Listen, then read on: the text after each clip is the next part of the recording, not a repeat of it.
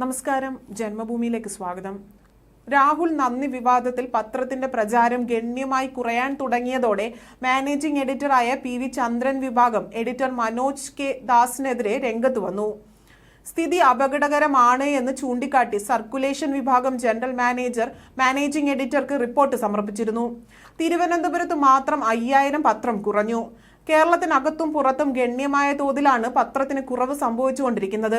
ഇതിന്റെ അടിസ്ഥാനത്തിൽ PV ചന്ദ്രൻ എഡിറ്ററെ വിളിച്ച് ക്ഷുഭിതനായി. ഉടനെ ഡയറക്ടർ ബോർഡ് യോഗം വിളിച്ച് വിഷയം ചർച്ച ചെയ്യണമെന്ന് PV ചന്ദ്രനും മകനും ജോയിന്റ് മാനേജിംഗ് എഡിറ്ററുമായ PV നിതീഷും അവകാശപ്പെട്ടിരിക്കുകയാണ്. രാഹുൽ നന്ദി തലക്കെട്ട് കരുതിക്കൂട്ടിയുള്ള ഗൂഢാലോചന ആണ് എന്ന വാർത്ത പുറത്തു വന്നിരുന്നു. LDF-ൽ നിന്ന് പരിഗണന കിട്ടാത്ത സാഹചര്യത്തിൽ ശ്രേയംസ് കുമാർ പക്ഷം UDF-ലേക്ക് പോകാനുള്ള ഒരുക്കം നടക്കുന്നുണ്ട്.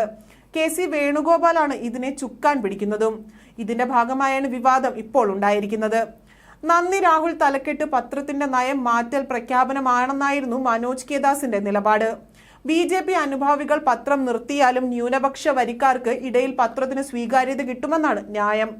ജൂലൈ 22-ന് ഡൽഹിയിൽ സംഘടിപ്പിക്കുന്ന വീരേന്ദ്രകുമാർ അനുസ്മരണ പ്രഭാഷണത്തിലൂടെ മാതൃഭൂമി നയം മാറ്റം കൂടുതൽ വ്യക്തമാകുമെന്നും മനോജ് കെ ദാസ് വിശദീകരിച്ചിരുന്നു.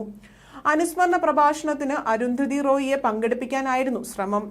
അവരെ കിട്ടിയില്ലെങ്കിൽ BJPയുടെ പ്രഖ്യാപിത ശത്രുക്കളിൽ ഒരാളെ കണ്ടെത്തുമെന്നുമായിരുന്നു മനോജ് കെ ദാസ് യോഗത്തിൽ സൂചിപ്പിച്ചിരുന്നത്.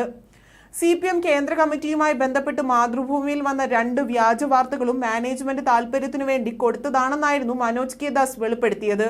രാജ്യസഭാ തിരഞ്ഞെടുപ്പിൽ ശ്രേയംസ് കുമാറിന് LDF-ൽ ടിക്കറ്റ് നിഷേധിച്ചതോടെയാണ് UDF-ലേക്ക് ചാടാനുള്ള നീക്കം നടന്നത്.